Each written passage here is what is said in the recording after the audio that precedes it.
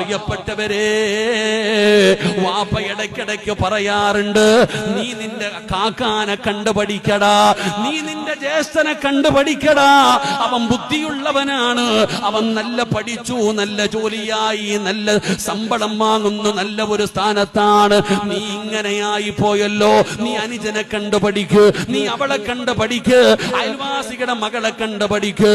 ഇങ്ങനെ മക്കളോട് പറയുന്ന മാതാപിതാക്കള് അതിലൂടെ നിന്റെ മക്കള് രക്ഷപ്പെടുകയല്ല, അവരുടെ മനസ്സിന്റെ ഉള്ളിലേക്ക് വാശി കടന്നു വരികയാണ്, ദേഷ്യം കടന്നു വരികയാണ്. ഒരിക്കലും നിങ്ങൾ മറ്റുള്ളവരെ നോക്കി പറയരുത്.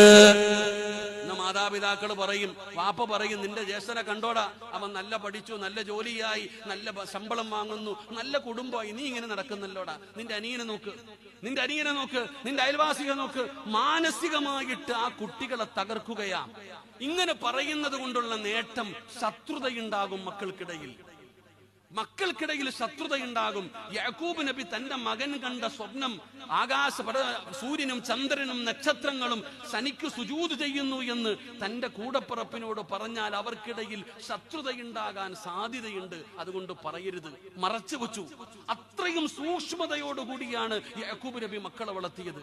എന്നിട്ടു പോലും എന്റെ പ്രിയപ്പെട്ടവർ, എപ്പോഴും നമ്മൾ പറയും, അവനെ കണ്ടുപഠിക്കുക, ഇവനെ കണ്ടുപഠിക്കുക, അവളെ നോക്ക്, അങ്ങനെ നോക്ക്, ഇങ്ങനെ നോക്ക്. ഇങ്ങനെയല്ല മക്കളെ സ്നേഹിക്കേണ്ടത്. അള്ളാഹു സ്നേഹിക്കാൻ ഭാഗ്യം തരുമാറാകട്ടെ. അള്ളാഹു മക്കളെ മനസ്സിലാക്കാൻ ഭാഗ്യം തരുമാറാകട്ടെ. ഏറ്റവും നല്ലവനെ നന്നാക്കുമ്പോഴല്ല, ഏറ്റവും മോശമായവനെ നന്നാക്കുമ്പോഴാ വാപ്പയാകുന്നത്. എഴുതി തെള്ളലല്ലടോ, കൊള്ളത്തില്ല എന്ന് പറഞ്ഞ് എഴുതി തള്ളലല്ല. എടാ, ഈ നല്ലവനെ നന്നാക്കാൻ ഒരുപാട് കഷ്ടപ്പെടണ്ട. ഈ ഏറ്റവും മോശമായവനെയാണ് നമ്മൾ നന്നാക്കിയെടുക്കേണ്ടത്. അവനെയാ ശ്രദ്ധിക്കേണ്ടത്, അവനെയാണ് പരിഗണിക്കേണ്ടത്. മൂത്തവൻ കൊള്ളത്തിൽ എന്ന് പറഞ്ഞ് അവൻ എഴുതി അങ്ങ് തള്ളും. പിന്നെ അവൻ തലതിരിഞ്ഞു പോകും, കള്ളുകുടിക്കനും കഞ്ചാവും കൊട്ടേഷൻ സംഘവുമായിട്ട് അവൻ നടക്കും. അവനെ നശിപ്പിക്കുന്ന നമ്മൾ തന്നെയാ. അതുകൊണ്ട് യാക്കൂബ് നബി അലൈഹിസ്സലാം പറയുന്നു, തന്റെ പൊന്നാര മക്കൾക്കിടയിൽ വേർതിരിവ് കാണിക്കാത്ത രീതിയിൽ എല്ലാവരെയും നല്ല രീതിയിൽ വളർത്തി.